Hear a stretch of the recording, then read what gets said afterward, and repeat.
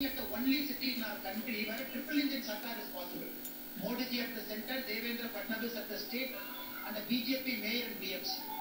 Because Bombay is not a Maharashtra city, it is an international city. हा हे भाजपचा तोल सुटलेला अण्णा जो तामिळनाडू भाजपचा प्रदेशाध्यक्ष राहिला आहे.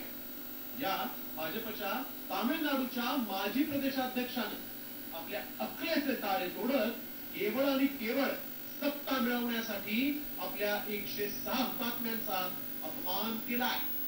त्याला काय म्हटलंय ते पुन्हा एकदा ऐका. Here we are looking at the only city in our country where a triple engine sarkar is possible. Modi ji at the center, Devendra Fadnavis at the state, and the BJP mayor and BMC. Because Bombay is not a Maharashtra city, it is an international city. And this city has got a budget of 75,000 crore, not a small money. Chennai's budget is 8,000 crore. Bangalore is 19,000 crore. You need good people sitting in the administration to manage the finance, to manage development. महाराष्ट्रातील तमाम मराठींचा दिवस रात्र घाम गाळून मुंबईच्या नावलौकिकात मोलाची भर टाकणाऱ्या कोट्यावधी मुंबईकरांना याला कसं अपमानित केलं. मुंबई ही महाराष्ट्राची नाही तर मुंबई आंतरराष्ट्रीय आहे अशी गरळ ओळखून या अण्णामलाईनं आपल्या अक्कलेचं प्रदर्शन केलं. मुंबईमध्ये मोठ्या प्रमाणात परप्रांतीय मतदार आहेत. तेव्हा या मतदारांना आपल्या बाजूने वळवण्यासाठी देशभरातील नेत्यांना स्टार प्रचारक बनवून भाजपनं मुंबईच्या गल्लीबोळात फिरवण्याचं ठरवलंय.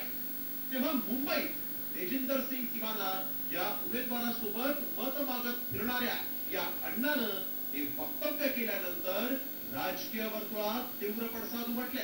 मुंबई महाराष्ट्राची नाही असं तुमचे स्टार प्रचारक सांगतात. अगोदर अण्णा फडणा खन्ना मलाही आहे बघा. हा विचार भाजपचा आहे का? तो भाजपचा नेता आहे. नेता असेल तर तुम्ही त्याच्या विरुद्ध या अण्णामलाई विरुद्ध इथे गुन्हा दाखल केला हवा महाराष्ट्रात. कुठे आहे तुमचा स्वाभिमानी बाणा?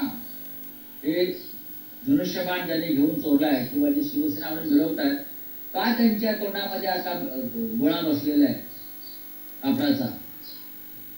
एवढे लाचार की तुमच्या थोडात मारून गेला तो अण्णामध्ये सरकारच्या.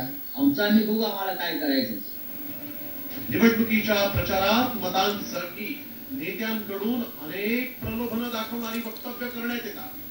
पण महाराष्ट्राच्या मराठी अस्मितेला दुखावणारी वक्तव्य करून कोणत्या मतदारांची मतं आपल्या पारड्यात पाडून घ्यायची आहेत असा प्रश्न उपस्थित झालाय. त्याला कारण आहे भाजपच्या नेत्यांनी या आधीही केलेली बेजबाबदार वक्तव्य. संभव मिलेगा ना, बनाएंगे ना. हम इतना नगर सड़क चुन देंगे तो चरवाती समाज के महापौर बनेगा. संभव मिलेगा ना, बनाएंगे ना. हम इतना नगर सड़क चुन देंगे तो चरवाती समाज के महापौर बनेगा. आधी कृपाशंकर सिंग आणि आता हा अण्णामलाई याचं हे वक्तव्य मराठी माणसाच्या मनावर घाव घालणार आहे. संतापानं चीड आणणार आहे. सत्ताधारी पक्षाच्या नेत्यांच्या अशा या वक्तव्यानंतर मराठी माणूस या नेत्यांना 15 तारखेला कोणती जागा दाखवतो हे पाहणं महत्वाचं ठरेल.